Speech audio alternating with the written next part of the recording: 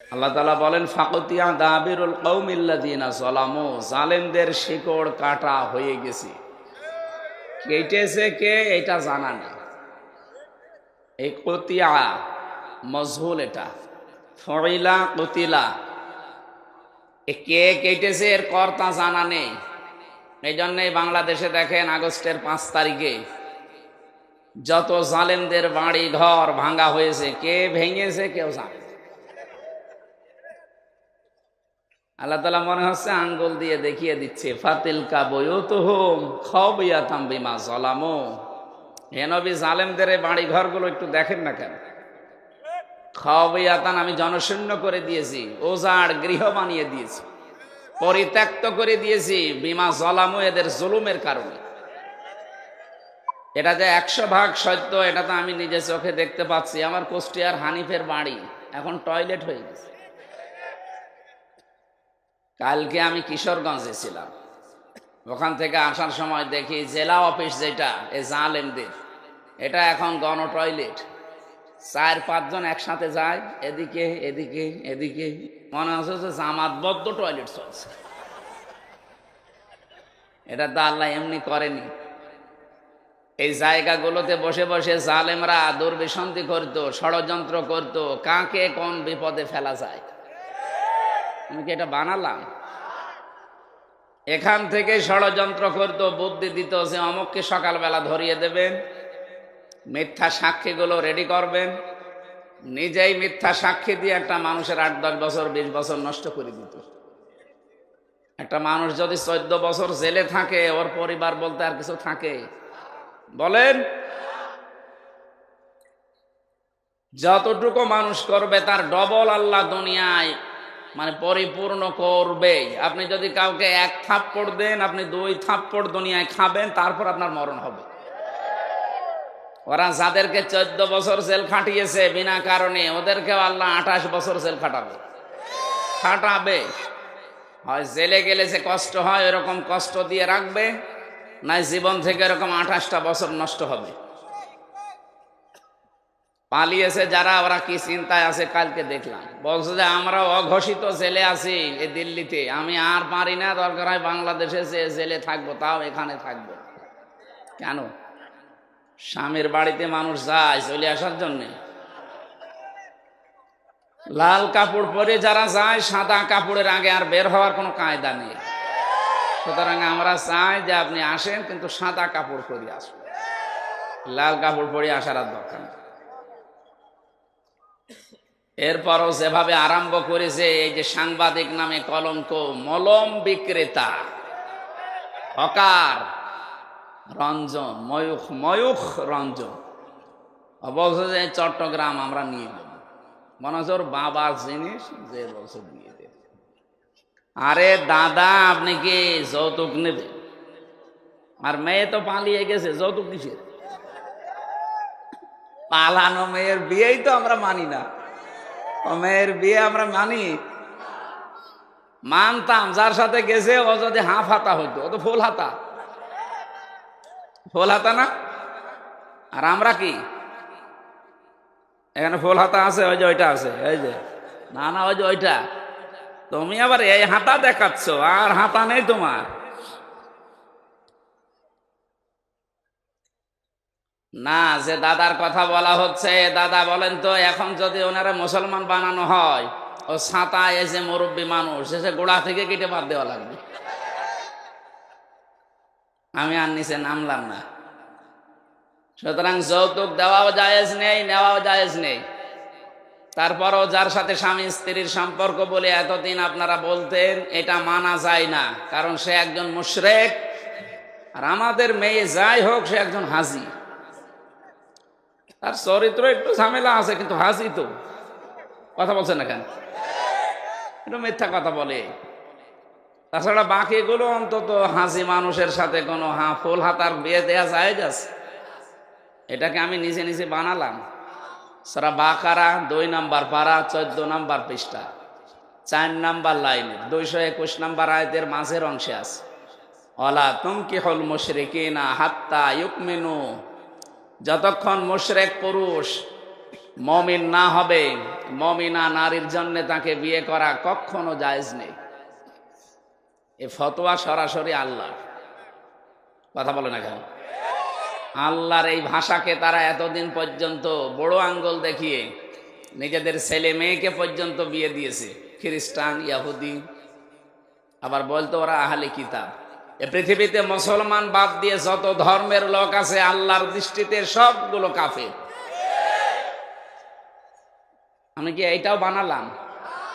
সূরা আলে ইমরানের 180 নম্বর আয়াতে আছে, ওয়াইদা খাযাল্লাহু মিসাকান নাবিয়্যিনা লামা আতাইতুকুম মিন কিতাবি ওয়া হিকমাতিন সুম্মা জাআকুম রাসূলুম মুসাদ্দিকুল লিমা মাআকুম লা তু'মিনুন্না বিহি ওয়া লা তানসুরুন্না ইলা আখিরি আয়াত। সূরা আলে ইমরানের 3 নম্বর পারা 19 নম্বর পৃষ্ঠার 9 নম্বর লাইনে আছে, রব্বুল আলামিন বলেন, যত নবী আমি পাঠিয়েছি দুনিয়ায় প্রতিটি নবীর কাছে এই অঙ্গীকার নিয়েছিলাম যে তোমাদের সাথে যে কিতাব আমি দিলাম, যে হিকমত তোমাদেরকে দিয়েছি, তোমাদের পরবর্তীতে একজন রাসূল আসবে, সে তোমাদের এইগুলোর স্বীকৃতি দেবে। সুতরাং তোমাদের জামানায় যদি কেউ তাকে পেয়ে যায়, লা তু'মিনুন্না বিহি ওয়া লা তানসুরুন্না, লামে তাকিদ নুনে সাকিলা, এত শক্ত শব্দ আল্লাহ দিয়েছেন।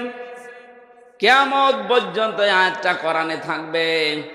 কিয়ামত পর্যন্ত যদি মুসা নবীও আসে, হযরতে ঈসা নবীও আসে, তাদের আর নবী হয়ে আসার সুযোগ নেই, তারা হবে মুহাম্মাদুর রাসূলুল্লাহর উম্মত। আর ওই জামানায় যদি নবীজি চলে আসতেন, অবশ্যই তার প্রতি ঈমান আনা এবং তাকে সাহায্য করা। তোমরা কি এ কথা মেনে নিলে? যত নবী আল্লাহ দুনিয়ায় পাঠালেন প্রতিটি নবী বলেছে ক্বালু আকরারনা, আমরা মেনে নিয়েছি।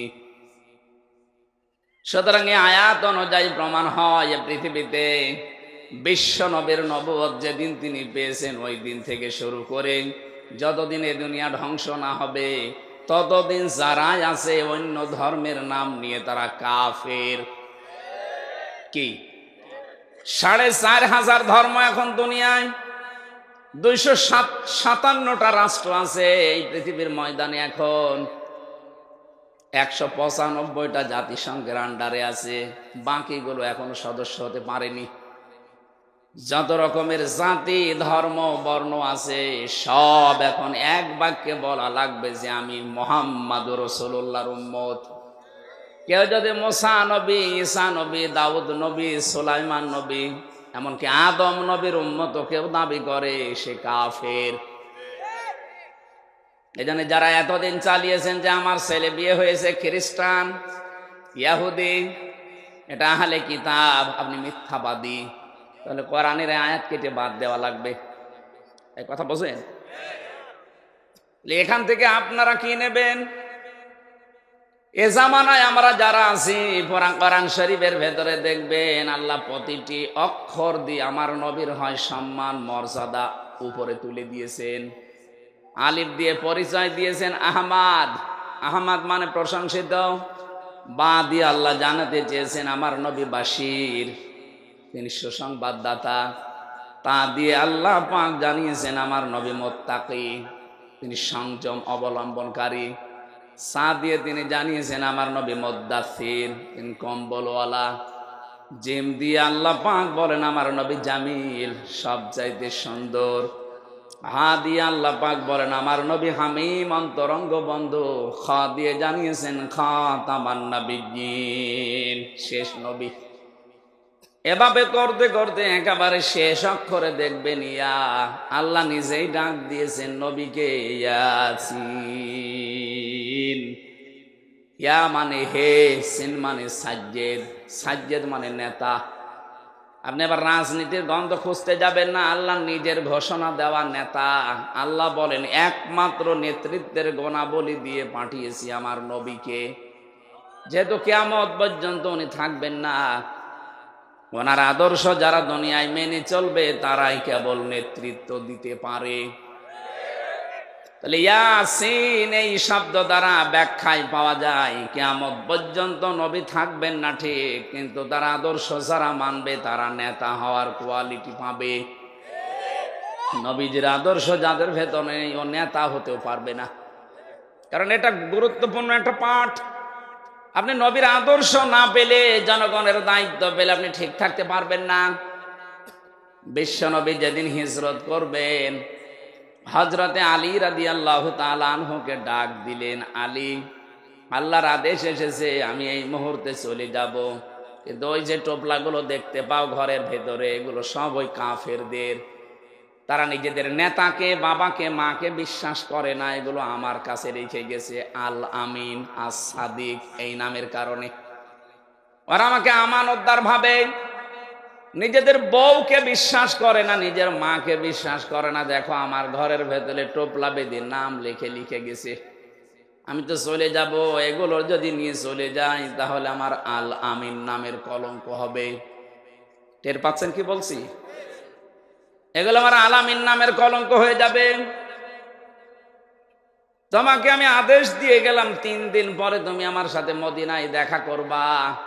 এই 3 দিনের ভেতরে সকালে এসে যখন ওরা আমাকে না পাবে, আমার বিছানায় তোমারে পাবে। যখনই পাবে এক কাজ করবা, নাম লেখা দেখে দেখে তার হাতে মালটা পৌঁছিয়ে দেবে। এটা আমানতের দায়িত্ব। যে কেউ পালন না করে সে কিন্তু মুনাফিক হয়ে মরবে। বাংলাদেশে যারা দায়িত্বে থাকে, বিশেষ করে যারা নেতা বলে দাবি করে, এরা যদি এই সেন্স নিয়ে চলতো, আল্লাহর কসম মাওলানা মতিউর রহমান নিজামী, আলী হাসান মুজাহিদের মতো সায়রানাও দুর্নীতি পাওয়া যেত না।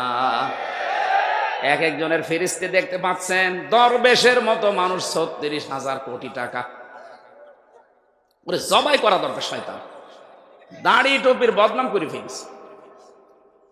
সারা দুনিয়ার মানুষেরা দেখতে মনে করতো যে কি দরবেশ, নামই পাল্টিয়ে গিয়েছিল। এদেশে ওর নাম যে সালমান এফ রহমান, অনেকে জানতোই না, নাম বললে চিনতো দরবেশ। কাজটা করলো কি? এর মতো চোর এই পৃথিবীতে আছে বলে আমার মনে হয় না। চিন্তা করেন তো, 36,000 কোটি। পদ্মা সেতু বানানোর পরে আরো 4,000 কোটি টাকা দেরি থাকবে, এত টাকাও আত্মসাৎ করেছে। দেশটা ফকলা বানিয়ে ফেলেছে এই শয়তানগুলো। আর ওরা এখন দোষ ধরে যে মাওলানা কেন আসবে রাজনীতিতে? শয়তানেরা আসে না, এই জন্যই তো তোমরা পুরা জমিন ফিরি পেয়েছো। মন যা চেয়েছে তাই করেছে। ভূমি মন্ত্রীর দায়িত্ব ছিল যারে, তার বাড়ির সংখ্যা দেখলাম 620টা। কত বাড়ি লাগবে আপনার?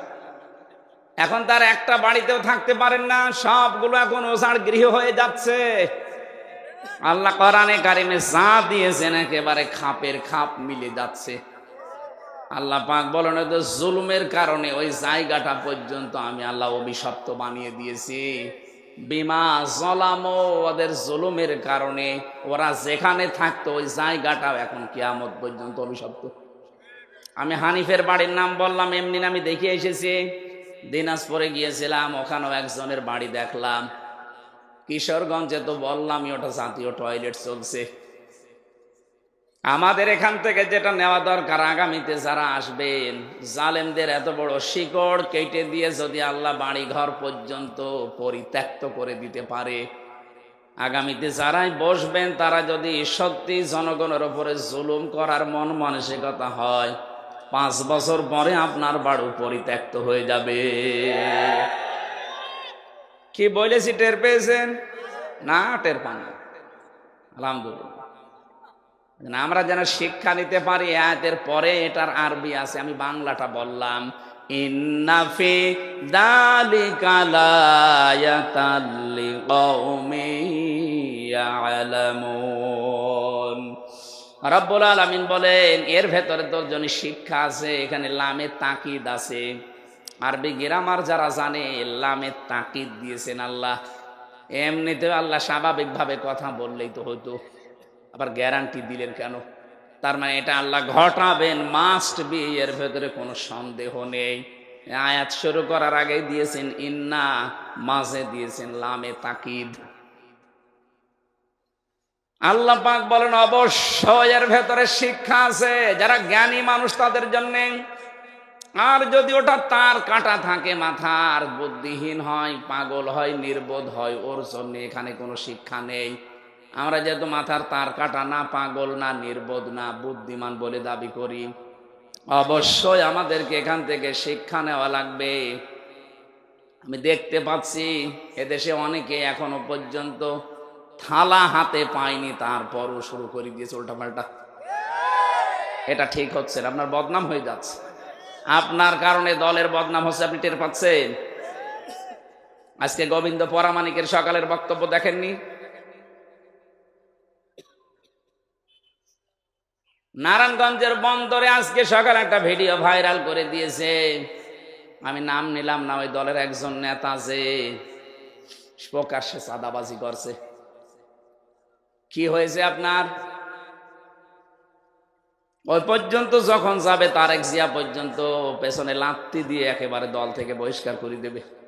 কারণ আপনার মতো আগাছার জন্য বিএনপির মতো এত বড় দলের বদনাম উনি জীবনও মেনে নেবে না। 5 তারিখের পর থেকে অহরহ ভিডিও বার্তা পাঠাচ্ছে যে আপনারা কোনো ঝামেলায় জড়াবেন না, চাঁদাবাজি তো দূরের কথা, মানুষের দিকে চোখ তুলেও তাকাবেন না। আর আপনি কি শুরু করেছেন? সারা দেশে দেখছে এই উল্টা পাল্টা শুরু হয়েছে। আপনার চাইতে অত্যাচারিত আমরা কম হয়েছি। এখনো পর্যন্ত তো কাদা লাগে না এদের গায়ে যে এরা চাঁদাবাজি করেছে। আপনি বলেন তো কোন কারণে এগুলো আরম্ভ করেছেন? সারা বিশ্বের মিডিয়া এখন এই সমস্ত শয়তানগুলো যারা আছে ওরা তো বসে নেই, ওরা নিজেরা ষড়যন্ত্র করে হয়নি, তখন ওরা হিন্দুদেরকে কাজে লাগাচ্ছে। আপনি আজকেও পঞ্চগড়ে এবং মাগুরায় এই 2টা জেলার মানুষ গেছে চিকিৎসা করার জন্যে, ওরা ওদেরকে টাকা পয়সা খাওয়িয়ে বলছে বলো এই কথা আছে আমরা বাংলাদেশে টিকতে পারলাম না, চলে আসলাম। ওরা বলছে আমরা চিকিৎসার জন্য এসেছি। ওই যে মলম সাংবাদিক, ওর খালি চুলকায়। আমার মনে হয় রে বাংলাদেশে হিজড়াদের ভেতরে দিয়ে দেওয়া দরকার, কামড়িয়ে খাবে ও। শয়তান তো টের পাই। চট্টগ্রাম নিয়ে নেবে, চট্টগ্রাম নিলে আমরা কি বসে আছি? এদেশের 1 ইঞ্চি না, হাফ ইঞ্চি মাটি যদি কেউ নিতে চায় 18 কোটি মানুষ দিতে জীবন দেওয়া লাগে, 36 কোটি দাদা নিয়ে জীবন দেবে। কথা বলেন। পৃথিবীর একমাত্র দেশ 257টা দেশের ভেতরে আজকে সকালে দেখলাম তাম পৃথিবীর একমাত্র দেশ যেখানে সাম্প্রদায়িক সম্প্রীতি সবচাইতে বেশি, সেটা বাংলাদেশ। এটা নষ্ট করার জন্য ওরা উঠে পড়ে লেগেছে, এতদিনও চেষ্টা চালিয়েছে, পারে নাই। সারাটা জীবন মিথ্যা কথা বাংলাদেশের বিরুদ্ধে ছড়িয়েছে যে এখানে নাকি সংখ্যালঘু নির্যাতন হয়, অথচ সবচাইতে বেশি এখন সংখ্যালঘু নির্যাতন চলছে ভারতে। ওরা আল্লাহর ঘর মসজিদ পর্যন্ত ভেঙ্গে ভেঙ্গে মন্দির বানাচ্ছে। কালকে সকালেও একটা ভেঙেছে। আপনি মানুষ, বাংলাদেশে 96% আমরা মুসলমান, কই পৃথিবীর ইতিহাস পাল্টিয়ে যাবে, কিন্তু আজ পর্যন্ত একটা মন্দির ভেঙে মসজিদ বানিয়েছি আছে? কি আরম্ভ করেছেন আপনারা? আপনার আশেপাশে যতগুলো দেশ আছে, একটা দেশের সম্পর্ক আপনার সাথে ভালো না।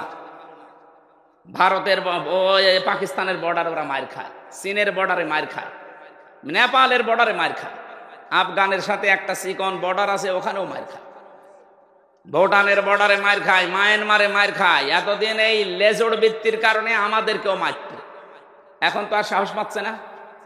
কারণ আমি জানি ওদের বহু প্রদেশে আমি ঘুরেছি, 29টা প্রদেশের অনেক প্রদেশ আমার ঘোরা শেষ। আমি দেখেছি সবচেয়ে বেশি ভয় এই মুশরিকরা মরণকে করে। এত ভয় মরণের ওদের, কোরআনে কারিমে আল্লাহ দিয়েছে ওয়ালা তাজিদান্নাহুম আহরাসান নাস আলা হায়াতি ওয়া মিনাল্লাযিনা আশরাকু। নবী অবশ্যই আপনি দেখতে পাবেন জীবনের প্রতি সবচাইতে বেশি মায়া মুশরিকদের। এজন্য ওদেরকে যদি কোনো কায়দায় এই মরে যাবি, কিন্তু ও আপনাকে বাপ বলবে না, বাপের বাপ বলবে। খালি এই যে যাওয়া বন্ধ করে দিয়েছে, একটু মরণের ছোঁয়া পেয়েছে, এখন বলছে কো আমরা তো ভিসা বন্ধ করিনি। গতকালকে ট্রাম্প যে সিদ্ধান্ত নিয়েছে যদি বাস্তবায়ন জানুয়ারির 20 তারিখে শপথ নেওয়ার পরে করে, মোদির মাথায় আগুন ধরে যাবে। 16 লাখ ভারতীয়কে আমেরিকা থেকে ফেরত পাঠিয়ে দেবে, টের পাচ্ছেন? এদিকে বাংলার বিভিন্ন বর্ডারে ওদের পেঁয়াজ আলু সব পচা আরম্ভ হয়ে গেছে। আহ্বান জানাবো, এই দেশে যারা দায়িত্বে এখন আছেন, দরকার হয় বাংলার 18 কোটি মানুষের কাছে 2 টাকা 5 টাকা করে কালেকশন করেন। এই টাকা দিয়ে বাংলার 8টা বিভাগে আন্তর্জাতিক মানের হাসপাতাল বানান। ওদের দেশে যাওয়ার কোনো দরকার নেই। ব্যবসা বাণিজ্য যা আছে সব পাকিস্তানের সাথে, চীনের সাথে, তুরস্কের সাথে আরম্ভ করেন। ওর আশপাশের যতগুলো দেশ সবগুলো যদি ভারত ছাড়া চলতে পারে, বাংলাদেশ চলবে, কোনো ব্যাপার না। 2 দিন পরে দেখবেন খালু, বাপ, চাচা যা আছে দোলাভাই পর্যন্ত ডাকবে। আমি মিশে দেখেছি তো, এই জন্য বললাম। আর কোরআনেও আছে এটা, সূরা বাকারায়। প্রতিবেশী একটা পেয়েছি, কপাল খারাপ আমাদের, একটা জঘন্য চরিত্রের প্রতিবেশী এরা, মানুষ নামে কলঙ্ক। এতদিন চেষ্টা চালিয়ে পারে নাই, এখন আবার উস্কানি দিচ্ছে এই হিন্দুদেরকে বিভিন্ন কায়দায়। সম্মানিত হিন্দু ভাই এবং বোনেরা, কোনো উস্কানিতে পা দেওয়া যাবে না, তাহলে কিন্তু গোপালগঞ্জের মতো পেছনে লাল হয়ে যাবে।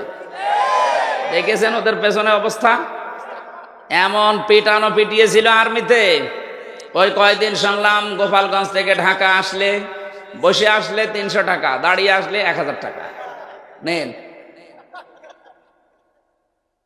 আর আপনার তো বগুড়ার মানুষ, টার্গেট ছিল বাংলাদেশে যাদের উপরে, তারা এই বগুড়ার একজন। কি কথা বলেন না কেন? জালেমদের যতগুলো জেলা টার্গেট ছিল, তার ভেতরে 1 নম্বরে ছিল সাতক্ষীরা, 2 নম্বরে চাঁপাই নবাবগঞ্জ, 3 নম্বরে বগুড়া। কারণ আমি রিমান্ডে এগুলো শুনতাম, ওই শয়তানরা বলতো যে এই জেলাগুলো আমরা রাখবো না। বুলডোজার দিয়ে বাড়ি ঘর সব সাতক্ষীরা, চাঁপাই নবাবগঞ্জের শিবগঞ্জ, কানসাটে যান সব ভেঙে দিয়েছে। আল্লাহ আবার তাদেরকে মাজা খাড়া করে দিয়েছেন, দাঁড়াচ্ছে তারা। কিন্তু জালেমরা কই, ওদের বাড়ি ঘরের এখন নিশ্চিহ্ন। পরিচয় দেবে যে আমি এই বাড়ির মালিক, সেই অবস্থা এখন আর নেই। আমরা আর যাই করি ভাই, আমরা যেন জুলুম না করি। আমি হাতে পায়ে ধরে বলছি, আপনারা থামেন। এইগুলো সব রেকর্ড হয়ে সারা বিশ্বে যায় আপনার এই কর্মকাণ্ডগুলো। তখন বিশ্বের মোড়ল যারা, তারা একটু সুযোগ পায়। যেন র্যাবের যে ডিজি এখন প্রধান দায়িত্বে আছে, উনি কয়েকদিন আগে ঘোষণা দিয়েছে, এতদিন পর্যন্ত যে জঙ্গির নাটক সাজিয়েছিল একটাও সত্য না, সবগুলো ওই মনিরুলের নাটক, ওই আসাদের নাটক এগুলো। আর আমি নিজে তো দেখে এসেছি মাঠের নিচে, সবগুলো নাটক। একটা মানুষকে নিয়ে যে 2 বছর 5 বছর 7 বছর রেখে দেয়, এত বড় বড় নখ হয়ে যায়। চুল দাড়ি গোপ যখন একেবারে সেরকম মনে হচ্ছে বন জঙ্গল থেকে বেরিয়ে আসে, কপাল ভালো থাকলে হয় ফেরত দেয়, আর কপালে যদি আর হায়াত না থাকে, তখন হঠাৎ একদিন রাতের বেলা এসে বলে, ওই রেডি হ। কি রেডি? কি তার মানে ক্রস দেবে। আমার সামনের ঘটনা, এই যে মোশতাকুন নবী সাহেব বলছিলেন যে আমারে একদিন হঠাৎ করে ভাবে এসে বলে, ওই রেডি হন। কি রেডি? কি হবো? মানে আপনাকে নিয়ে যাব। চোখ মুখ বেঁধে সারা রাত খালি ঘোরায়। কোথায় নিয়ে যাচ্ছে আমি তো আর টের পাচ্ছি না। হঠাৎ রাত 11টা 12টার দিকে গাজীপুরের ওই জঙ্গলে নিয়ে বলে, যা ছেড়ে দিলাম। যেই দৌড় দেবেন গুলি করে মেরে বলবে যে আমরা ক্রস ফায়ারে মরে গেছি। এই চলছিল জঙ্গির নামে নাটক। আল্লাহ মনে হচ্ছে পোড়াটা উল্টিয়ে এখন ওদের বিরুদ্ধে দিয়েছে, কারণ ওরা এখন নিষিদ্ধ। কালকেও তাবলিগ জামাতের যে 4 জনকে হত্যা করেছে, তদন্ত আসতেছে নাকি ছাত্রলীগ এদের জবাই করেছে। যদি সত্যি হয়, নিষিদ্ধ সংগঠনের এত সাহস আসে কোত্থেকে? পথে ঘাটে যদি এরকম কিছু পান, ওদেরকেও আমার মনে হয় এভাবে ঠিক জবাই করা দরকার, নাই তো থামবে না। আল্লাহ ওই রকম কথাই আজকে দিয়েছে। সূরা বাকারা 190 নম্বর আয়াত। আল্লাহ বলেন, কাতিলু, হত্যা করো। তুমি একজন করবা তা না, কাতিলু বহু বচন, তোমরা সবাই হত্যা করবা। ফি সাবিলিল, আল্লাহর রাস্তায়। আল্লাযীনা ইউকাতিলুনাকুম, যেমন করে ওরা তোমাদেরকে হত্যা করেছিল বা করে। ফাতাদু, কিন্তু সীমা লঙ্ঘন করবা না। ইন্নাল্লাহা লা ইউহিব্বুল মুতাদিন, এই পৃথিবীতে সবচাইতে বেশি আল্লাহ ঘৃণা করে যারা সীমা লঙ্ঘন করে, এদের পছন্দই করে না। আমার আজকের আলোচনার ভেতরে 7টা পয়েন্ট আছে, পুরা কোরআন শরীফ থেকে সাজিয়েছি। এ দুনিয়ায় যত মানুষ এখন আছে প্রায় 810 কোটির উপরে আমরা মানুষ আছি। সবচাইতে বেশি ঘৃণা আল্লাহ পাক 7 প্রকার মানুষকে করে। আমরা যদি দেখি যে এর ভেতরে আমরা আছি, এই মুহূর্তে আমরা থেমে যাব। কি কথা বলেন না কেন? যদি দেখেন যে 7 প্রকারের কোন এক রাস্তায় আপনি আছেন, সঙ্গে সঙ্গে গতি থামিয়ে দেবেন, ওখান থেকে ফিরে আসবেন, নয়তো আপনার জন্য জান্নাত হারাম হয়ে যাবে, জাহান্নাম ওয়াজিব হয়ে যাবে। আল্লাহ যদি ভালো না বাসে জান্নাতে দেবে। কথা বলে না কেন? এজন্য আল্লাহর কাছে ঘৃণিত যে 7 প্রকার মানুষ, তার প্রথম প্রকার হচ্ছে যারা সীমা লঙ্ঘন করে। যুগে যুগে বহু জাতিকে আল্লাহ শুধু ধ্বংসই করে দিয়েছে সীমা লঙ্ঘন করার কারণে। তাহলে প্রথম শব্দ আয়াতের কি বললাম? অকাতিলো, তোমরা কতল করো, লড়াই করো, সংগ্রাম করো। কতালা শব্দটা আল্লাহ সরাসরি দিয়েছেন। শব্দ শুনেই মনে হচ্ছে আল্লাহ মনে হয় মারামারি, হত্যা, কতল করার পক্ষে নাকি? আল্লাহকে মারামারি কতল করার পক্ষে? পক্ষে, কিন্তু কিভাবে? শান্ত করার জন্য। ছাত্রলীগ যদি সত্যি এই 4 জন মানুষকে হত্যা করে থাকে, তা হত্যা না, জবাই করেছে সরাসরি। এটা যদি সত্যি করে থাকেন, বলেন তো এদের ঠান্ডা করার জন্য সোনা মধু দোয়া দরুদ পড়ি হবে? যা করেছে ওইটা উল্টিয়ে করা লাগবে। এই জন্যে কোরআনে কারিমে এরকম ড্রস মাঝে মাঝে আল্লাহ দিয়েছেন। ওই ড্রসে ওই ফোর্সে কথা বলতে গেলে কিছু মানুষের গায়ে লাগা, এত উগ্রবাদী কথা বলছে। আরে উগ্র না, ওরা যেমন যেমন কুকুর তেমন মুগুর দেওয়া লাগবে। ওরা 4 জন মানুষকে সরাসরি জবাই করে ফেললো, আর আপনি বলছেন আস্তাগফিরুল্লাহ ইন্না লিল্লাহ। এটা কাজ হয়? আল্লাহ যেটা দিয়েছে ওইটা করেন। কুতিবা আলাইকুমুল কিসাস, ওদের উপরে কিসাসের বিধান যদি এখন সত্যি আমরা জারি করতে পারতাম, আগামী কিয়ামত পর্যন্ত এই দেশে কোনো অবৈধ হত্যা হতো না। 2732 জন মানুষ শুধু ক্ষমতার চেয়ারে অবৈধভাবে বসে থাকার জন্য আপনি এতগুলো মানুষ হত্যা করলেন। 2008 থেকে 24 পর্যন্ত নির্বাচনের নামে প্রহসন করে যারা এমপি, মন্ত্রী, উপজেলা চেয়ারম্যান এবং মেয়র এই নামে যারা ডাকতেন, তাদেরকে উপজেলা চেয়ারম্যান, মেয়র, বিশেষ করে এমপি, মন্ত্রী বলা জায়েজ নেই, কারণ আমরা আপনাকে ভোট দেইনি। আমি নিজেরটাই তো বলছি, আমার 33 বছর বয়স। 18 বছর থেকে শুরু করলে আমি 3 বার ভোট দিতে পারি, একবারও পারি নাই। এক কথা বলছেন না কেন? আপনি পেরেছেন? তাহলে আমার ভোট ছাড়া আপনি এমপি, আপনি মন্ত্রী, এটা তো অবৈধ। যত টাকা নিয়েছেন, বেতন ভাতা সব ফেরত দেওয়া লাগবে। পেপারে, পোস্টারে কোনো জায়গায় সাবেক এমপি, সাবেক মন্ত্রী লিখতে পারবেন না। এতটুকু লিখবেন যে সাবেক চোর। কি কথা বলছেন না? এতটুকু লিখতে পারেন যে সাবেক ডাকাত, কারণ আপনি ডাকাতি করেছেন। চুরি করে একবারে 154 জন ঘোষণা দিয়ে দিয়েছেন। দিনের ভোট রাতে চুরি করে নিয়ে নিয়েছেন, তা আপনি চোর। চোরকে চোর বলা অসুবিধা কি? যারা গণহত্যার সাথে জড়িত তারা নিন্দিত এবং ঘৃণিত, এইটাই ফাইনাল। আপনি চেঙ্গিস খানের দিকে তাকান, হিটলারের দিকে তাকান, তারা আপনার যাতে কম শক্তিশালী ছিল না। 60 লাখ ইহুদি দুনিয়া থেকে বিদায় করে দিয়েছে এই লোকটা। যদিও কাজ খারাপ করেনি, কিন্তু এই লোকটা আজ ঘৃণিত হয়ে আছে শুধু মানুষ হত্যার সাথে জড়িত থাকার কারণে। 2732 জন তো সরকারি হিসাব। বেসরকারি এই 15.5 বছরে যত মানুষের সাথে আপনার নাম জড়িত, আপনি বলেন আপনার নামটা যুগের আবর্তনে কিছুদিন পরে দেখবেন গালি হিসাবে এই হিটলারের মতো, চেঙ্গিস খানের মতো ব্যবহার হবে। মানুষ শুনলেই শুধু গালি দেবে। এতদিনও মানুষ গালি দিয়েছে, কিন্তু প্রকাশ্যে দিতে পারেনি, গোপনে। কথা বলে না কেন? হাজ্জাজ বিন ইউসুফ নামে একটা লোক ছিল, খুব জালেম বাদশাহ। মন্ত্রী পরিষদ একদিন এসে বলে, বাদশাহ আপনার জন্য তো বাইরে যেতে পারি না, শুধু মানুষ গালিগালাজ করে, মানুষ খালি আমাদেরকে জালেম বলে ডাক দেয়। এই কে ডাক দেয় দেখি, আমি বাইরে যাব। ছদ্মবেশ নিয়ে রাস্তায় হাঁটছে, হঠাৎ দেখ এক গ্রাম্য মানুষ, লাই বেটাই এদিকে আয়। বাদশা হাজ্জাজ বিন ইউসুফ লোকটা কেমন? কি বলেন? তো জালেম, জালেমের বাচ্চা জালেম। দুইবার যখন বলিস ওর মেজাজ গেছে খারাপ।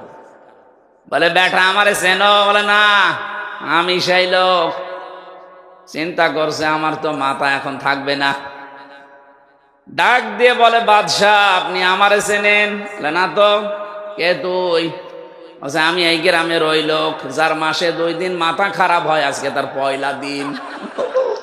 তুই পাগল? মাসে 2 দিন মাথা খারাপ হয়, আজকে পয়লা দিন, তার মানে আর একদিন হবে। এর মতো পাগলের সাথে কথা বলে লাভ নেই। পাগল বলে ওই দিন বেঁচে গিয়েছে। এই কথা বলে না কেন? আমরা এই 15.5 বছরে পাগল বলেই বেশি আছি। নাই তো সে স্টিম রোলার গেল, বেঁচে থাকার কথা। আপনি কিছু টের পাচ্ছেন? মানুষ সামনাসামনি হয়তো অনেকেই প্রশংসা করেছে, কিন্তু পেছনে যে খবর নিয়েছিলেন, এই লক্ষ লক্ষ কোটি কোটি টাকা খরচ করে মূর্তি বানালেন, কি হলো? 3 ঘন্টাও টিকতে পারেনি। সারা দেশে 3 ঘন্টায় সব উল্টিয়ে পাল্টিয়ে একেবারে মাটির সাথে মিশে দিয়েছে। যেটা মিশতে চায়নি কুষ্টিয়ার ওই 5 রাস্তার মোড়ে, শয়তান এত শক্ত ভাঙা যাচ্ছিল না, বেগুন এসে ভেঙেছে, তাও রাখে না জনগণ। এই জন্য হয় না ভাই, জোর করে কিছু করতে যাবেন না। হ্যাঁ, একটা কাজ করেছিল, এখন মুসলমানদের আবেগের জায়গা, এই কারণে ওটা পাল্টানো যায় না। জিয়া আন্তর্জাতিক বিমানবন্দর, এ জেলার কৃতি সন্তান সাবেক রাষ্ট্রপতি শহীদ প্রেসিডেন্ট জিয়াউর রহমান, তার নামটা পাল্টিয়ে দিয়েছিল শাহজালাল বিমানবন্দর। মানে যাতে মাতাল হলো তাহলে ঠিক আছে, কারণ জানে যে এই নাম পাল্টিয়ে যদি আমার বাবার নাম দেয়, যদি কোনোদিন বাংলার জনগণ আবার আসে, আমার বাবাকেও ছাড়বে, আমারও ছাড়বে। এই জন্য নামটা বাবার আর দেয়নি, বাবার বাবার বাবার বাবা দিয়েছে। এমন নাম যে মুসলমানদের আবেগের জায়গা, আমরা কিছু করতেও পারি না। ওটা যদি বাবার নামে থাকতো না। বিমানবন্দরের সামনে এক বাবা ছিল, বাবারে একেবারে জায়গা মতো পাঠিয়ে দিয়েছে। কথা বলছে না কেন? এই মূর্তি সংস্কৃতির সাথে আমাদের মুসলমান যারা কোনো সম্পর্ক আছে না, আমরা ওই সম্পর্ক রাখি না। কারণ আমাদের আদি পিতা হযরত আদম থেকে শুরু করে যত নবী আল্লাহ পাঠিয়েছেন, সব মূর্তির বিরুদ্ধে। আর এরা পোড়াটা উল্টিয়ে মূর্তির সংস্কৃতি দিয়ে আমাদেরকে শিরিক করাতো। কত ছোট ছোট ছেলে মেয়েরা দেখতাম যে এইভাবে করে, সবে এটা টাঙিয়ে রাখে বাবার, এইভাবে করে, প্রকাশ্য শিরিক।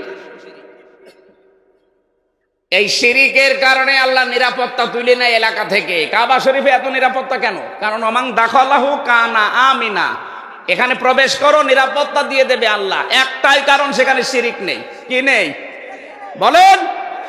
বাংলাদেশ কি কাবা শরীফ? এটা কত দূর? 6500 কিলোমিটার। তাহলে এইটা যদি এখন আপনি কাবা শরীফের মতো নিরাপত্তা দিতে চান, এই 56,000 বর্গ মাইল, কোনো কাজ করা লাগবে না। কি করা লাগবে? প্রথম নাম্বারে সূরা আনামের 82 নাম্বার আয়াত, আল্লাযীনা আমানু ওয়া লাম ইয়ালবিসু ঈমানাহুম বিজুলমিন উলাইকা লাহুমুল আমনু।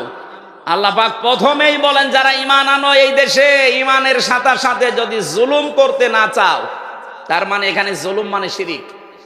আপনি তাফসির যত দেখবেন, এখানে জুলমিন আর শিরকি।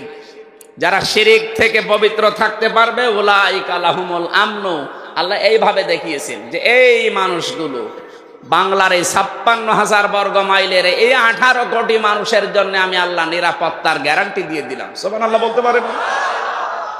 সুতরাং আশপাশের প্রতিবেশীদের দ্বারা যে ষড়যন্ত্র হচ্ছে, নিরাপত্তা বিঘ্নিত হচ্ছে আমাদের, আজ আমরা অনেকে আতঙ্কে আছি ওই শত্রুদের কারণে, এবং এই দেশে অনেকে এখনো লুকিয়ে আছে ঘাপটি মেরে এই শত্রুদের কারণে।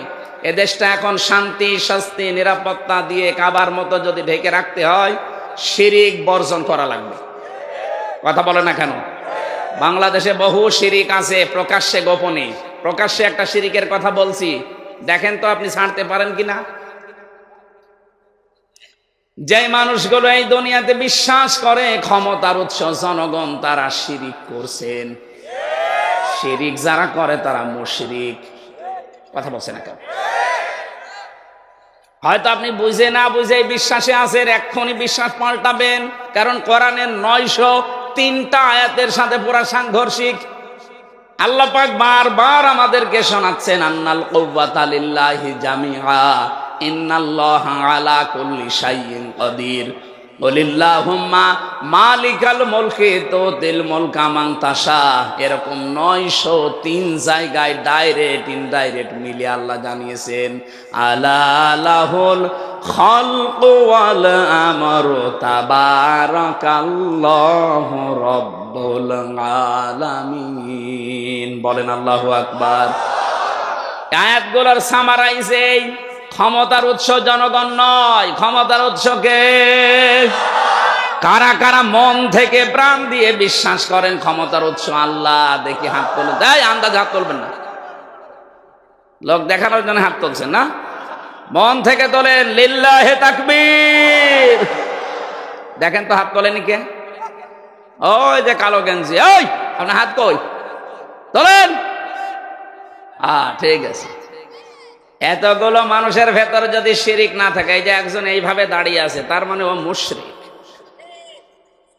ওরে কোরআন শরীফের দলিলে হবে না, ওরে বাকারি শরীফ লাগবে।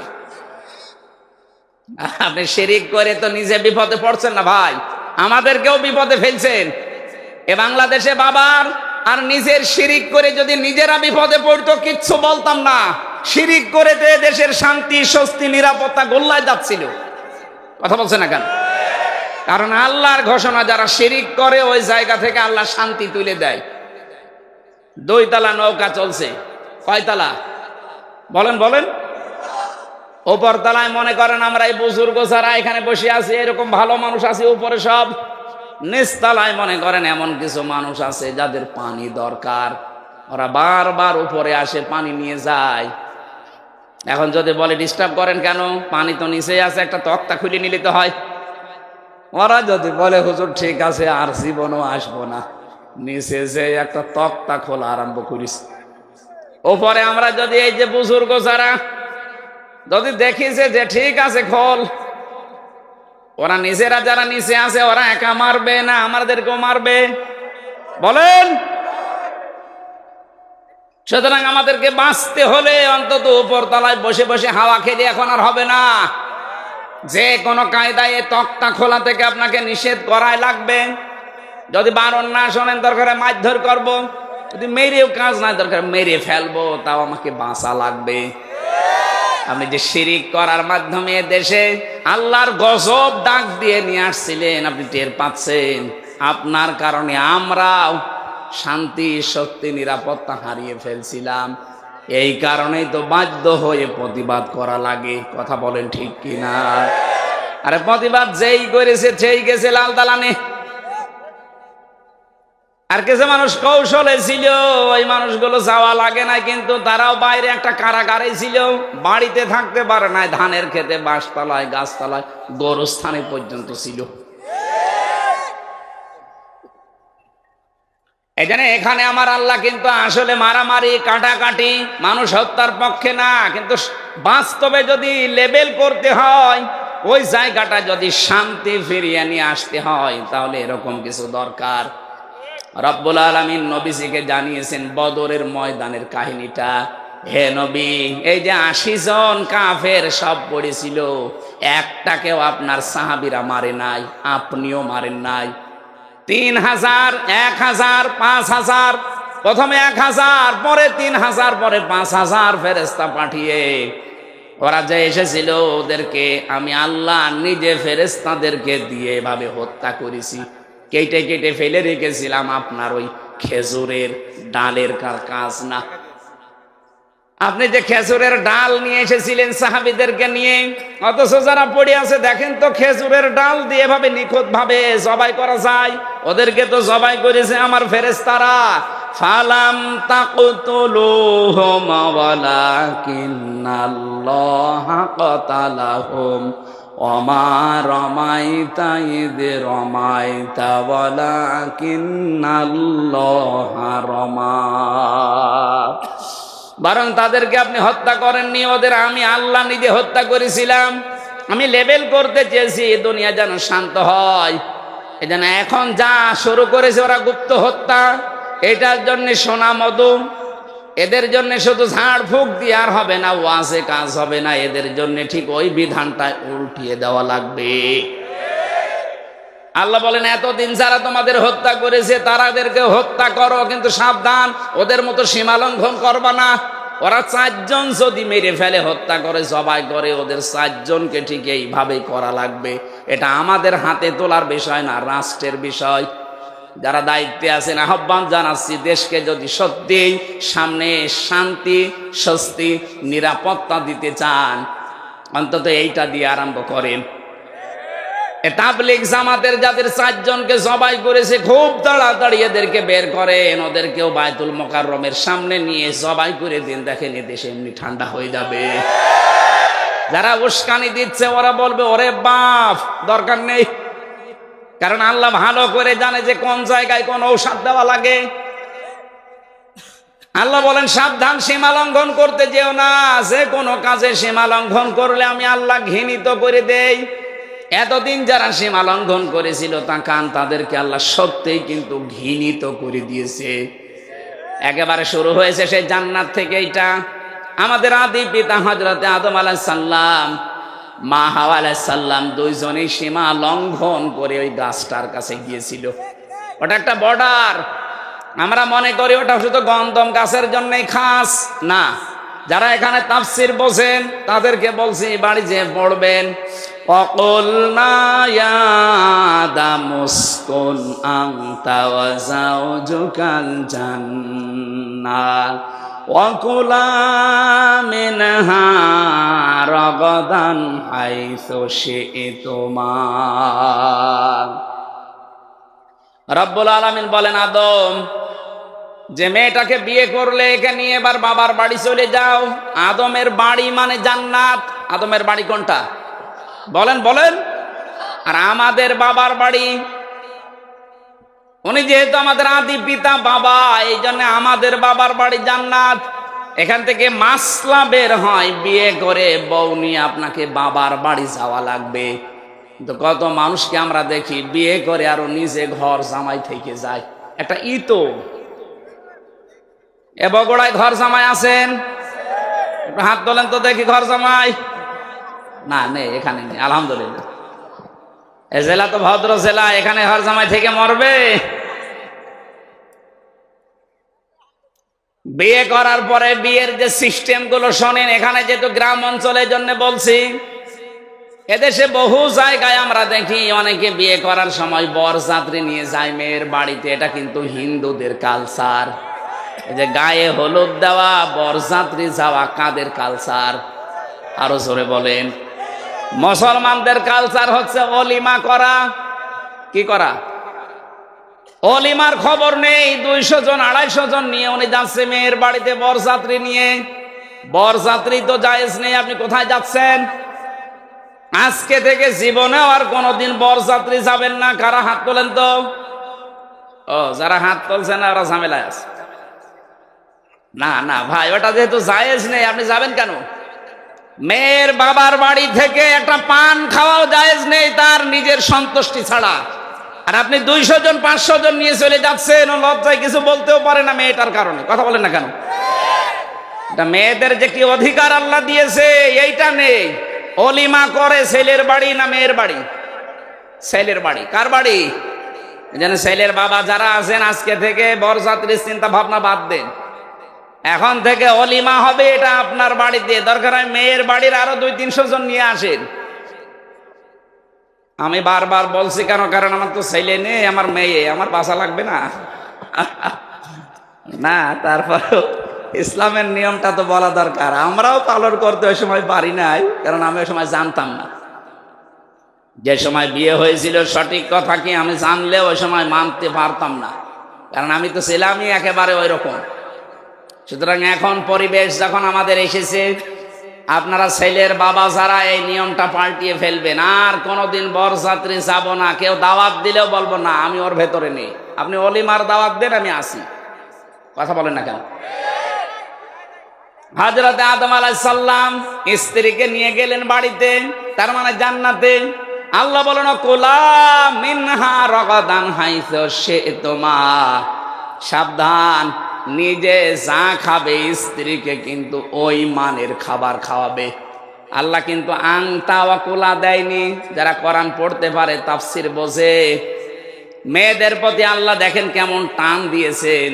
আল্লাহ বলেন, হে পৃথিবীর মেয়েরা, স্বামীর বাড়িতে গিয়ে স্বামী মরণের খাওয়া খাবে আর তোমাকে হালকা দেবে তা না, আমি এটা জায়েজই করি নাই। সে প্রথম তোমার আদি পিতাকে আদেশ দিয়েছি, বউ বাড়ি নিয়ে যে নিজে যেই মানের খাবার খাবে ওই মানের খাবার বউকে খাওয়ানো লাগবে। এটা কিন্তু আল্লাহর আদেশ। আজ অনেক নামাজি, অনেক রোজাদার হজ করে আসে, কিন্তু পারিবারিক জীবনে এটা নেই। না, আপনার নামাজ হবে না, কারণ এটা একটা হক। যেই মানের খাবার খাবেন, যেই মানের পোশাক পরবেন, যেই মানের জায়গায় থাকবেন, ওইটাও স্ত্রীকে ওইভাবে দেওয়া, এটা আল্লাহর নির্দেশ। আমাদের আদি পিতাকে আল্লাহ দিয়েছেন। কেউ যদি মনে করে এ আর কি দুনিয়ার কাজ, এটুকু না, এইটা দিয়ে আপনার জান্নাত। তার স্ত্রীর জন্যে, তার মেয়ের জন্যে খরচ করে, তার মায়ের জন্যে, নবী যে বলেন ওই টাকার হিসাব কিয়ামতে দেওয়া লাগবে না। আপনি কোন পীরের দরবারে, কোন মাজারে, কোন খানকায়, কোন বাবার দরবারে টাকা দিলে টাকার জবাব দেওয়া লাগবে না, কথা আমি পাইনি। কিন্তু স্ত্রীকে, নিজের মাকে, নিজের মেয়েকে সাধ্য মতো যদি তাদের পেছনে খরচ করেন, এমনকি স্ত্রীর সাজগোজ করার জন্য যদি মাসে ৫-১০ হাজার টাকাও খরচ হয়, পুরা ১০,০০০ আল্লাহর রাস্তায় দান করার সওয়াব হবে। মাসে ১০,০০০ না, বিয়ে করার পর থেকে আজ ৫০ বছরেও ১০,০০০ টাকা সাজগোজ করার জিনিস কিনে দিয়েছেন। বলছেন না, তাই আপনার বিয়ে করার দরকার কি? আল্লাহ বলেন, রাগাদান হাইসু শি'তুমা, বউ নিয়ে শুধু বাবার বাড়ি থেকে নিজের বাড়িতে এসে ঘর বন্দি করে রাখবা না। মাঝে মাঝে বেড়াতে যাও, সাধ্য মতো যেখানে ইচ্ছা যাও, যা ইচ্ছা খাও, কিন্তু সাবধান, ওয়ালা তাকরাবা হাদিহিশ শাজারাতা, এই গাছটার নিকটে যাবা না, ফাতাকুনা মিনাজ জালিমিন, তাহলে জালেম হয়ে যাবা। তার মানে এই গাছটা বলতে শুধুমাত্র ওই গন্ধম গাছই না, গাছ মানে একটা বর্ডার। গাছ মানে কি? আল্লাহ পাক বলেন, পৃথিবীতে আমার এরকম বর্ডার আছে ৫০০, এই কোরআন শরীফে আছে। এই ৫০০ বর্ডারের কাছে যখনই যাবেন, আদম নবী আলাইহিস সালাম যেমন গাছ বর্ডার ওভারটেক করেছিলেন, সন্তান হিসাবে তোমরা বর্ডার ওভারটেক করবা না। যেখানে যে দেখবা যে থমকে যাবা। বিয়ে বাড়িতে গেছো নিজের বউ নিয়ে, নিষেধ নেই, কিন্তু এমন বিয়ে বাড়িতে যাওয়া যাবে না যেখানে গেলে বড় পর্দা থাকে না, নিজেরও পর্দা থাকে না। এরকম বিয়ে বাড়ি নেই? এক কথা বলে না কেন? এরকম মেলায় যাওয়া যাবে না যেখানে গেলে বড় পর্দা নেই, আপনারও নেই। এই যে চলছে ওয়াজের মাহফিলে, যদি এই মেলায় এই পর্দায় না থাকে, ও ছাতা দেওয়ার দরকার কি? আমি তো শুধু একটা উদাহরণ দিলাম যে বিয়ে বাড়ির আজ হাজারো জায়গা আছে যেখানে গেলে পর্দার মতো বিধান মানা যায় না, জীবন চলে যাইলে ওখানে যাওয়া যাবে না, এটা আল্লাহর নিষেধ। যদি এরপরও কেউ সীমা লঙ্ঘন করেন, আল্লাহ পাক বলেন সে আমার কাছে ঘৃণিত, সে জালেম। বলেন নাউজুবিল্লাহ। সম্মানিত মা বোনেরা, যারা বাইরে যেতে চান, দুইটা বিধান আছে পর্দার, একটা রুখসাত, একটা আজিমাত। আপনার এই মুখমণ্ডল, হাতের কবজি আর পায়ের পাতা বাদ দিয়ে বাকি শরীর ঢেকে আপনি বাইরে যেতে পারবেন, এটা ছাড় আছে। কিন্তু যদি আপনি আজিমাত মেনে চলতে চান, খাস পর্দা যেটা বলা হয়, হাত মোজা, পা মোজা, চোখের উপরে একটা পাতলা কিছু দেওয়া লাগবে, যেটা হেজাব বলা হয়। এটা যদি করতে পারেন তাহলে তো সোনাই সোহাগা। যদিও মেয়েদের পর্দাটা মুখমণ্ডল, হাতের কবজি আর পায়ের পাতা খোলা রাখলেও গুনাহ হবে না। অনেক আলেম যায় এটা জানিয়েছে যে না, মুখটা যেহেতু সৌন্দর্যের প্রতীক, এজন্য মুখটাও ঢেকে রাখা লাগবে। ছেলেদের পর্দা হচ্ছে নাভি থেকে শুরু করে হাঁটু পর্যন্ত। হাবি থেকে শুরু করে হাঁটু পর্যন্ত যদি কোনো পুরুষের ঢাকা থাকে, পুরা শরীরে কাপড় না থাকে, অসুবিধা নেই, আপনি তার ফরজ আদায় হয়ে যাবে। মেয়েরা এখান থেকে মাসলা পেয়েছি আমি, আপনারা যদি নামাজ পড়েন, শাড়ি পরে নামাজ পড়লে আপনার নামাজ কিন্তু হবে না যদি চুল বেরিয়ে যায়। শাড়ি পরে নামাজ পড়ছেন, যদি সেজদায় রুকুতে গিয়ে চুল বেরিয়ে যায়, চুল দেখা যায়, আপনার নামাজ ভেঙে যাবে। এই জন্য মেয়েদের সর্বোত্তম সুন্নাতি পোশাক আমার মনে হয় যেটা সালোয়ার কামিজ। কি আজকে থেকে পরিবারে এইটা বানিয়ে দেবেন, শাড়ির এই প্রচলন বাদ দিয়ে দেন। হাত পর্যন্ত হাতা বানাবেন ঢিলা ঢালা, পা পর্যন্ত লম্বা বানাবেন, ছায়া পায়জামা নিচে চাই পরুক, ব্লাউজ থাকবে এবং মাথা থেকে শুরু করে পুরা বুক টানিয়ে একটা বড় ওড়না থাকবে। হঠাৎ কোনো পরপুরুষের সামনে পড়ে গেলেও পর্দা লঙ্ঘন হবে না। আপনি কি ইয়ার কি মনে করেন পর্দাকে? এটা যে ফরজ অনেকে জানে কিন্তু মানে তো না, আরো ঠিককারি করে। পর্দার এই বিধানটা নফল না ফরজ? নামাজের মতো ফরজ। অথচ নামাজ পড়ছে অনেক মহিলা, পর্দা নেই।